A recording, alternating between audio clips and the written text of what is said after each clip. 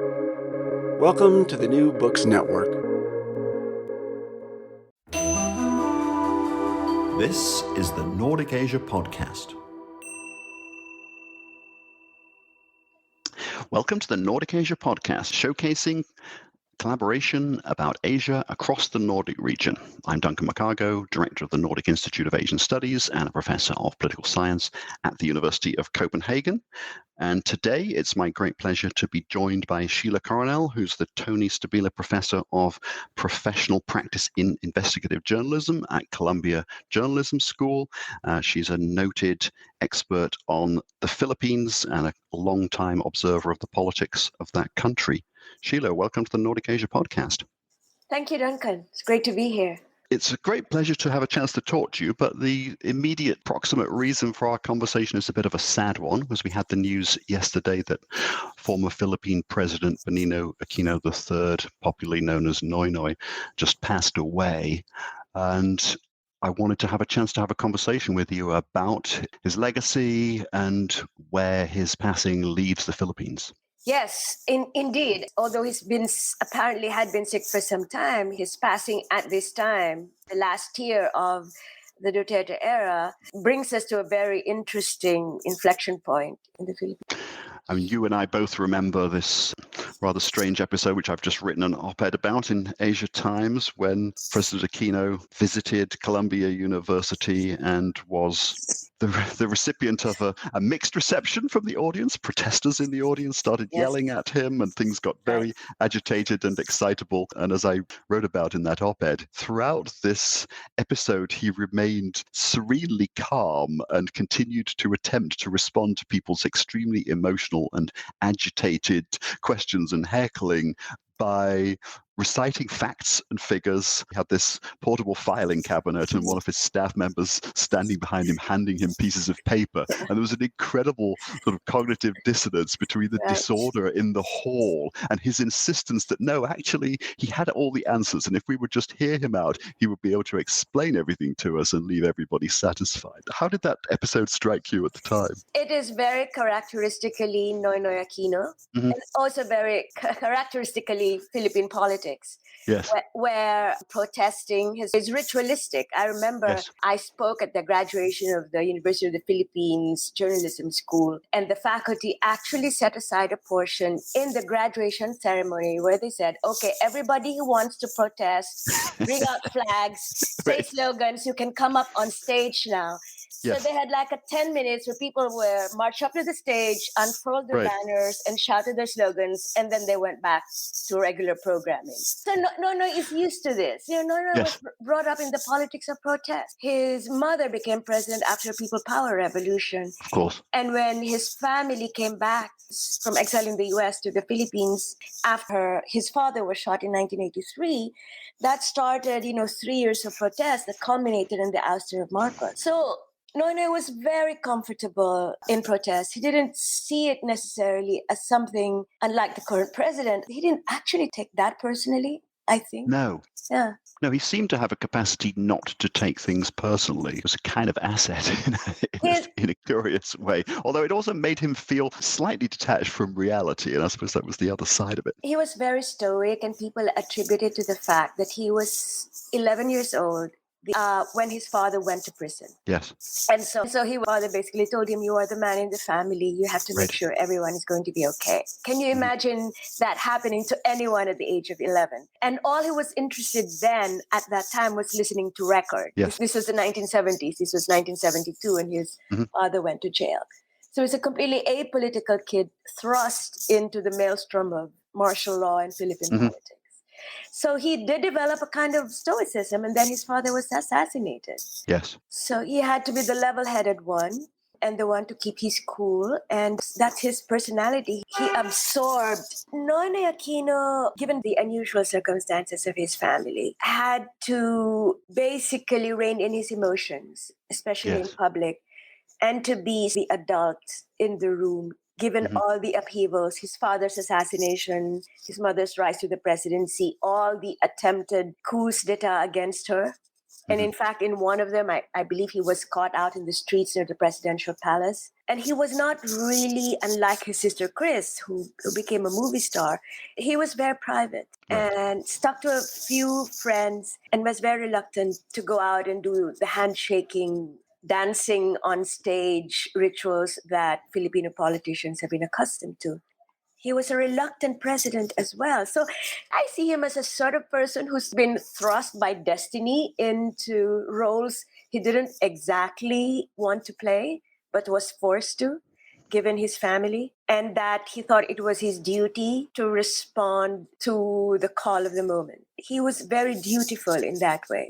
Yes. I mean, when people look back on his legacy, how do you think he'll be regarded maybe decades from now in the pantheon of Philippine presidents? I think he would be regarded as a president who took the presidency seriously, who took public service seriously. He would spend hours and hours studying briefs, documents, and quizzing his cabinet ministers. I mean, newspapers in the Philippines are now full of testimonials from members of the cabinet when they felt, as they said, more than one person said, I always felt I was defending a PhD dissertation when I was presenting to him. Yes. My sister, who was the government negotiator with the Moro Islamic Liberation Front, I remember her telling me, she always had to come to a briefing prepared. Noynoy wanted everything very clear. And he made it very clear that we will not promise anything we cannot deliver. And we have to be very specific and concrete about those promises. So he really took governance very, very seriously. I would compare him actually to Fidel Ramos, not his mother. His mother was thrust into a very chaotic political environment where the systems of governance hadn't yet been in place. Ramos sort of put that whole system, including the presidential office, and it was Ramos who started this complete staff work. And I'm surprised that Noynoy Aquino's staff also now say, he always wanted complete staff work, meaning he wanted all the studies, all the data that were ready before him so that he could make an intelligent decision, which is very different from the very instinctive style of governing of, say, President Estrada, who was a movie star, and President Duterte. I would just put ellipses at the end of that. Right. Yeah. Yes, I mean, I do wonder if the Biden comparison's an interesting one because to some extent, Aquino benefits from the comparison not with his predecessor, but with his successor. Yes, correct. Yes. And actually, the similarity with Biden, there's even more. I mean, Biden is not the most charismatic or interesting or lively person. Noynoy wasn't. And they're both very Catholic, very deeply Catholic in their faith. Yes. Yeah. So there is a similarity. And both take public service, government service really seriously. You already mentioned something I was going to ask you about, which is, of course, your sister Miriam was very centrally involved in the whole Bangsamoro issue. Do you regard that as an important part of Noynoy's legacy? Yes, I think Noynoy was very determined to make peace with the Moro Islamic Liberation Front. And there were mistakes made along the way, particularly towards the end of the negotiations. And so the agreement really was signed, but it was not implemented until Duterte took over. But it was during Noynoy's presidency that the framework of the negotiations, all the difficult negotiations took place. And so Duterte inherited that and continued with it. I mean, you've made that comparison with Ramos, and Ramos is often credited as being the most successful or the most professional, the most serious president in the post-Marcos era. Why do you think it is that Noynoy Aquino doesn't seem to have either the domestic or the international kudos or standing that Ramos did gain after he stopped being president? Well, I think it was partly the moment. By the time Noynoy became president, democracy in the Philippines was seen as more or less stable. It was governance as usual, so there was not that much publicity. But I also think people have lost interest in the Philippines. Ramos came after Cory Aquino. He was a general. He was part of the whole people power thing. But internationally, people had kind of lost interest in the Philippines because it was seen as a normal country. And of course, I think everyone was proven wrong But I think also it was because the low-key nature of what he did. But on the other hand, he did get the ruling in The Hague about the South China Sea. He did. Yes. That was very important internationally. It was, the first international ruling on disputes involving the Spratly Islands in Southeast Asia.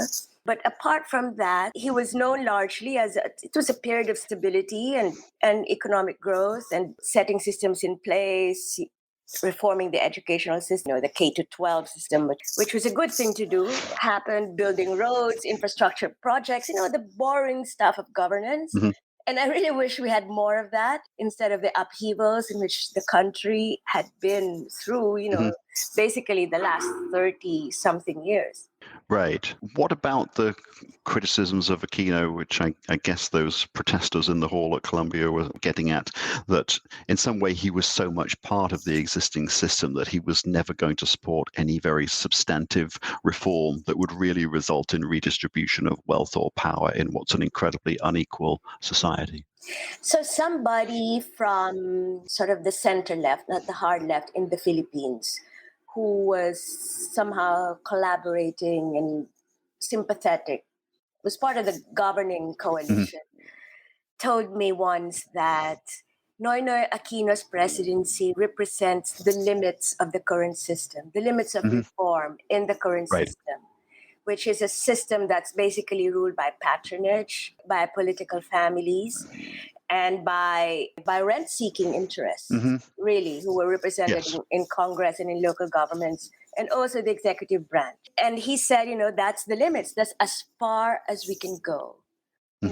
Cleaning up customs, tweaking the tax Right. system, all of that, providing public services, education, without touching the social inequity and upending the economic order and the rule of family. I mean, do you think that Noi coming out of, it's a problematic term, but that what's often referred to as an oligarchy, coming from one of those very prominent families himself, could he see the limitations of what he was trying to do, or did he believe that the technical reforms and improvements to the system that he wanted to implement would actually solve the problems of the Philippines? Was there a larger vision there, or was he essentially working away on a technocratic front?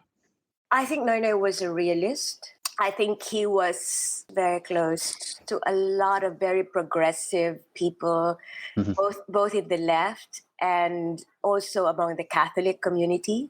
Yes. Liberation theology types, nonsense priests who were working with the poor and had spoken out against the inequity in Philippine society. So he wasn't blind to that. But I think he was also a realist in the sense that what can I as president do given the constraints of the system? And I think anyone who becomes president of the Philippines has to wrestle with these same questions. But it wasn't for lack of an understanding of just how big the problems were. No, I don't think so.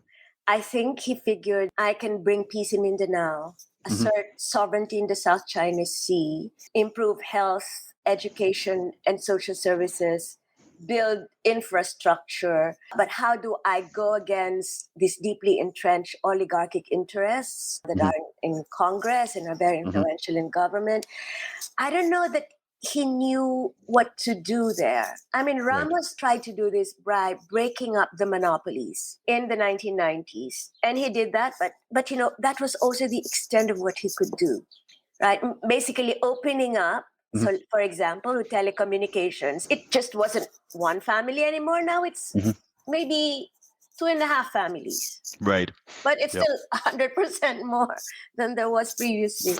Right. Yeah. Given our political system, given the stranglehold of families, of rent-seeking families in Congress, it would take an immensely popular president with immense political will to be able to break that, to make headway in addressing deeper issues of poverty and inequity. The way Philippine presidents have addressed poverty are mainly through the conditional cash transfer programs, which actually President Arroyo started, which is giving allowances to the poorest families so that they can afford to send their children to school. It's a little bit like universal basic income, but not quite that.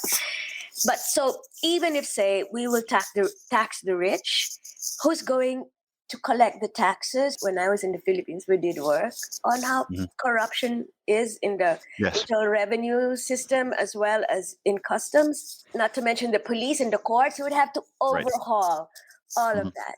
And can anyone do that in 6 years? I'm not sure. Yeah. I suppose from an outsider's point of view and as somebody who has been visiting the Philippines for many years but doesn't really have any deep understanding of it, the most disappointing feature of recent Philippine politics has been how rapidly what seemed to be a reasonably robust coalition of relatively progressive forces that had more or less thrived during the Aquino period had to retreat with the rise of Duterte from 2016 onwards. Correct. All the liberal in the Philippine spectrum, the middle and the left, were put on the defensive. They were ascendant during the Aquino era and were very, very influential even during the Ramos and certainly during the first Aquino era, although their influence diminished given the military's hardline. But still, it remained vibrant. And then Duterte basically put all of those forces on the defensive because one, his rhetoric was very popular and they didn't quite know how to respond to it. And because he had such a powerful, charismatic personality and information and propaganda machine that overwhelmed everyone else, including the mainstream media. Yes. So is that legacy sort of still there, waiting to come out? Was it? I think many of us are afraid that the next presidential election will not result in a more progressive outcome, let's say, than the last one. I think if you just look at the current alignment of forces, the possibility of a pro-Duterte successor seems imminent. But on the other hand, if you've watched Philippine politics from the Marcos era, you'll see that Filipinos prefer someone different from the last president. And so there is still the possibility that somebody different will be elected to office. But I also see that the resources are so... The incumbent has the resources, everything, that I don't see the opposition being able to muster the resources to be able to put up a fight nationally. There has to be some very important event or some exciting candidate or some massive miscalculation on the part of the Duterte forces for them to lose. I think the next election is for them to lose, but I have stopped trying to predict Philippine politics. Yeah, so I think it's too early to make the call. Absolutely.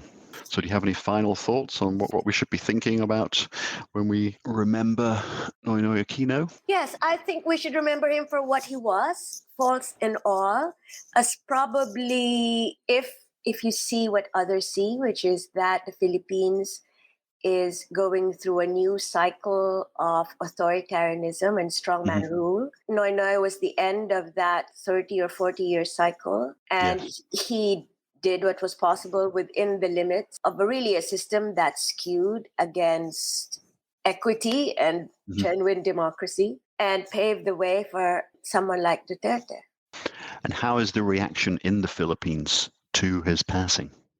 I think there's now sort of a wave of nostalgia for a president who was honest, sincere, didn't curse, and didn't kill, and who took governance seriously. So I think every time an Aquino dies, something happens. So I don't know, this one, maybe not. You know, when Ninoy Aquino died, that set off the anti-Marcos movement, led to the fall of Marcos. When Cory Aquino died, her son was deemed, who never intended to run for president, was deemed to be the heir of her legacy, or the Aquino legacy. Now that Noynoy has died, so there's now a rethinking of, especially at a time when it's possible that a Marcos may run and another Duterte may run, people now remember and start wondering, what kind of president do we really want?